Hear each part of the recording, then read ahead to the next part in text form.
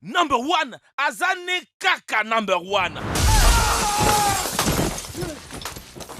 Salut tout le monde et bienvenue. Nous avons tous au moins vu un film ou une série sur des vols audacieux.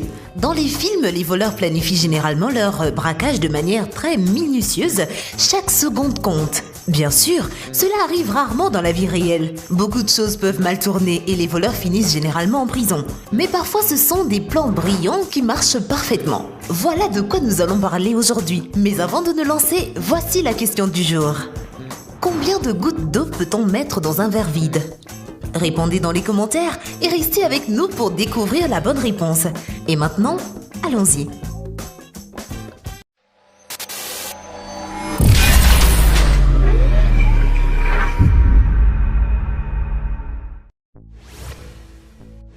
Et surtout, n'oubliez pas d'aimer et de vous abonner pour ne rater aucune de nos vidéos. Un vol de pharmacie d'1 million de dollars.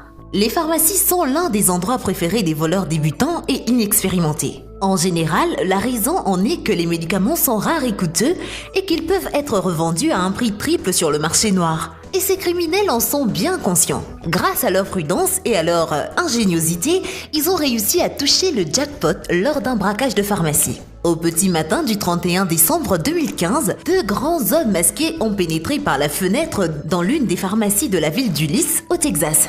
Ils ont réussi à contourner les détecteurs de mouvement et ont trouvé le coffre-fort qui stocke des médicaments coûteux. Les criminels semblaient bien connaître l'endroit et savaient où se trouvaient les capteurs. C'est ainsi qu'ils ont réussi à passer plus de 2 heures à l'intérieur sans se faire remarquer. L'un des voleurs a commencé à percer un coffre-fort en utilisant un sirop spécial contre la toux pour éteindre les étincelles. Au fait, le coffre-fort a été acheté par les propriétaires de la pharmacie peu de temps avant l'incident dans le but de se protéger contre le vol. Évidemment, cela n'a pas aidé. Au final, les deux voleurs ont réussi à s'échapper avec des médicaments d'une valeur d'environ 1 million de dollars. Les directeurs des pharmacies ont déclaré qu'il y avait déjà eu des cambriolages, mais aucun d'entre eux n'avait été planifié avec autant de soin.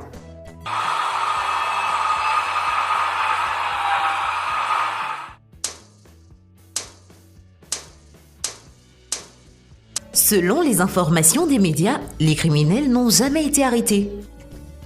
Vol dans un Apple Store. Le géant américain de la technologie Apple est connu pour être toujours en avance sur la concurrence en termes de vente. Les nouveaux produits lancés par cette entreprise ont toujours incité les concurrents à créer quelque chose de tout aussi cool et ont ainsi stimulé la croissance de toute l'industrie. Comme Apple est si cool, leurs bureaux doivent être équipés de systèmes anti-vol incroyablement sophistiqués, non? Ce serait la chose logique à faire pour une marque qui a mis au point tant d'outils anti-piratage différents. Il s'avère que ce n'est pas le cas.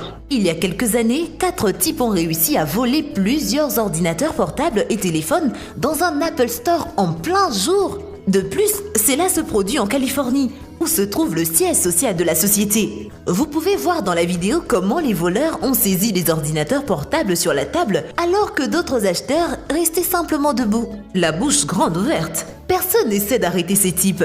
Aucun système d'alarme sophistiqué n'est déclenché. Il a fallu aux voleurs environ 30 secondes pour finir leur travail. Au final, les 4 délinquants ont réussi à s'échapper de la scène du crime avec des gadgets d'une valeur de 30 000 dollars. Heureusement, peu après l'incident, la police locale a arrêté les suspects. Il s'avère qu'ils étaient responsables d'une série de vols similaires dans d'autres magasins Apple américains. Explosion d'un distributeur automatique de billets.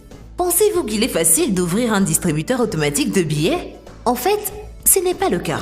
Il y a eu des cas où des criminels ont volé des distributeurs automatiques de billets entiers et ont essayé de les ouvrir pendant plusieurs heures d'affilée sans succès. Les plus grands défis, bien sûr, sont d'ouvrir le coffre-fort, surtout si cela doit être fait sur la scène du crime et non après avoir transporté la machine dans un lieu sûr.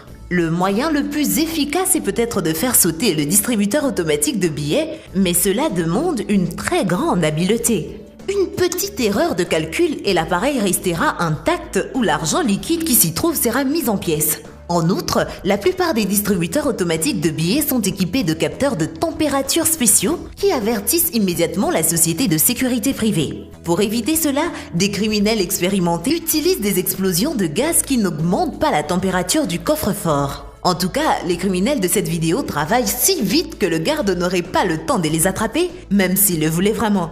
Il n'a fallu qu'une minute au gang pour dévaliser ce distributeur. D'ailleurs, ces dernières années, les vols de distributeurs automatiques de billets sont devenus l'un des types de crimes les plus courants dans le monde. Pourquoi les banques ne peuvent-elles pas proposer une protection plus fiable pour les distributeurs automatiques de billets ? Selon les experts, la mise à niveau des machines coûte tellement cher qu'il est plus logique, d'un point de vue financier, d'accepter certaines pertes éventuelles dues au vol. Par conséquent, nous nous débarrasserons jamais de ce genre de vol. Voler un distributeur automatique de billets avec une pelleteuse. Certains criminels sont assez habiles pour voler des distributeurs entiers. Un groupe de voleurs d'Irlande du Nord a décidé de voler une pelleteuse pour arracher un distributeur automatique de billets d'un mur d'une station-service. Lors de ce vol qui s'est produit dans la ville de Dungiven, les criminels ont volé le distributeur automatique des billets et l'ont ensuite mis dans une camionnette qui était également volée bien entendu. Afin de placer le distributeur automatique volé à l'intérieur, les criminels ont coupé le toit de la camionnette. Faites attention à l'habileté avec laquelle l'un des voleurs manipule l'engin. Il charge le distributeur automatique de billets directement dans la camionnette d'un simple mouvement. Le plus intéressant est que l'année dernière, plusieurs crimes similaires ont été commis dans le pays. On ne peut qu'espérer que les criminels d'autres pays ne seront pas inspirés par cette bande de voleurs irlandais assez créatifs. Voler une Tesla. Est-il possible de voler une voiture qui coûte plus de 100 000 $? Vous direz probablement oui, mais ce ne sera pas facile. Maintenant, regardez cette vidéo. Il a été enregistré par une sonnette intelligente installée dans une maison dans la ville britannique de Boreham Wood. La vidéo montre comment deux criminels contournent le système de sécurité d'une voiture chère en moins d'une minute. Ensuite, ils ouvrent la portière et partent comme si de rien n'était. D'ailleurs, c'est le propriétaire de la voiture volée qui a mis la vidéo en ligne. Il a été choqué de voir qu'une voiture aussi chère puisse être si mal protégée. Et nous le comprenons. Comment les voleurs ont-ils réussi à s'en sortir ? En fait, ce n'était pas si difficile. Toutes les voitures Tesla sont équipées d'une fonction d'entrée passive spéciale. Cela signifie que le récepteur à l'intérieur capte en permanence le signal de la clé électronique du propriétaire de la voiture. Il n'a même pas besoin d'appuyer sur des boutons. La voiture se déverrouille dès que la clé électronique se trouve à proximité. Vous avez probablement pensé que les criminels se contentent de reproduire le signal d'une telle clé. Pas vraiment.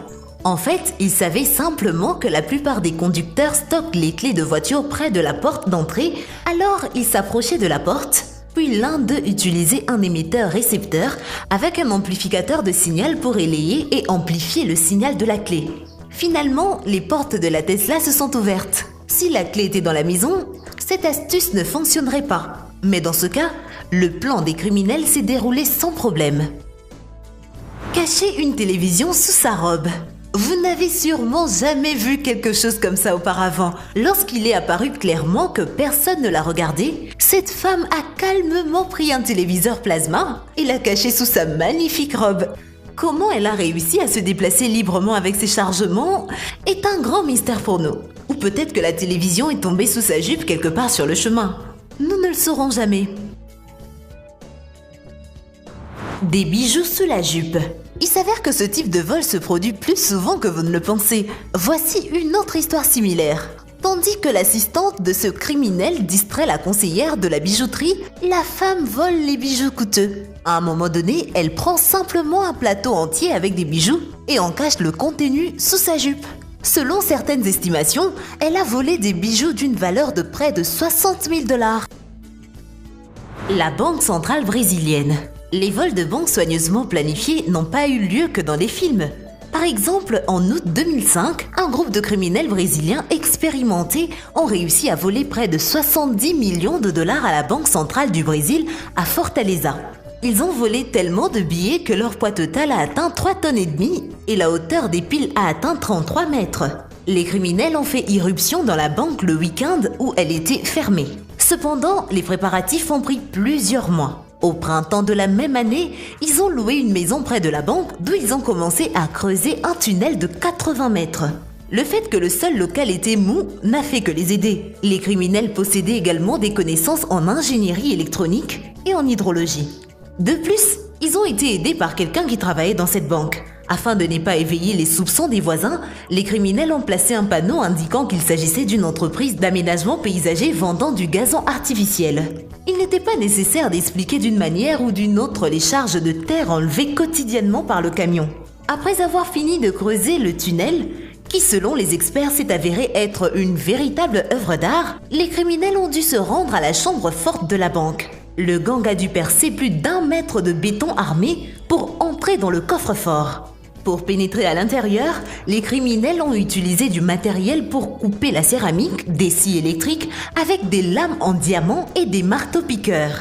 L'opération, qui a duré environ 7 heures, s'est déroulée sans problème. Pas une seule alarme n'a été déclenchée. Le vol n'a été découvert que le 8 août. À ce moment-là, les criminels avaient déjà fui dans une direction inconnue. Ils ont eu presque 2 jours pour s'échapper. Au cours de nombreuses années d'enquête judiciaire sur la planification, la complicité et l'exécution du crime, 36 personnes ont été condamnées, mais à ce jour, seuls 27 ont été arrêtés. La plupart d'argent volé est toujours manquant. Le cambriolage du dépôt de Hatton Garden. L'un des cambriolages les plus audacieux de l'histoire s'est produit au Royaume-Uni en 2015. Elle a été réalisée par un groupe d'hommes âgés qui avaient percé le mur de béton du dépôt de Hatton Garden, où étaient entreposés des espèces et des bijoux. Pour pénétrer dans le dépôt, les criminels ont percé un trou géant dans un mur de béton de 50 cm à l'aide d'une foreuse de qualité industrielle. Ils sont entrés dans les locaux par une cage d'ascenseur située à proximité.